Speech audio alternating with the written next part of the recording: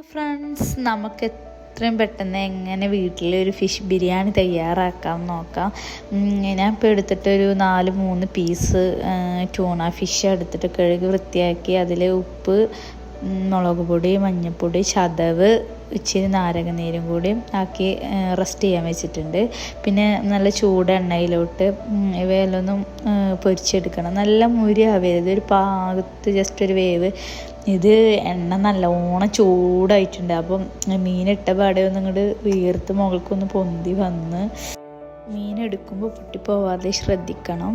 ഓരോന്നായിട്ട് പതുക്കെ എടുത്ത് ഈ ഒരു എണ്ണയിലോട്ട് തന്നെ ഇട്ടോ സവാളയും തക്കാളി ഇട്ട് നമ്മളൊരു ബിരിയാണിക്കുള്ള മസാല റെഡിയാക്കുന്നത്. ആദ്യം സവാള ഇട്ടു, അതിന് ശേഷം നല്ലോണം വാട്ടിയതിന് ശേഷം തക്കാളി ഒന്ന് ജസ്റ്റ് ഒന്ന് പേസ്റ്റ് ആക്കിയിട്ടാണ് മസാല റെഡിയാക്കുന്ന നേരം കൊണ്ട് തന്നെ നമുക്ക് വെള്ളം തിളച്ചിട്ടുണ്ട്.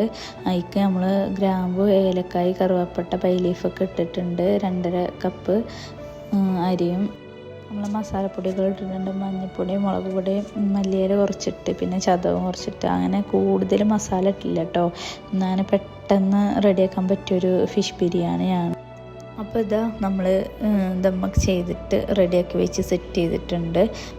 നമ്മളിത് 3ാമത്തെ പ്രാവശ്യമായിട്ട് സെയിം ആയിട്ട് ഉണ്ടാക്കുന്ന ബിരിയാണി കേട്ടോ. വീട്ടിലെല്ലാവർക്കും ഇഷ്ടമായിട്ടുണ്ട്. അപ്പോൾ നിങ്ങളും ട്രൈ ചെയ്ത് നോക്കുക. മറ്റേ വീഡിയോ ആയിട്ട് പിന്നെ കാണാം. അസ്സലാമു അലൈക്കും.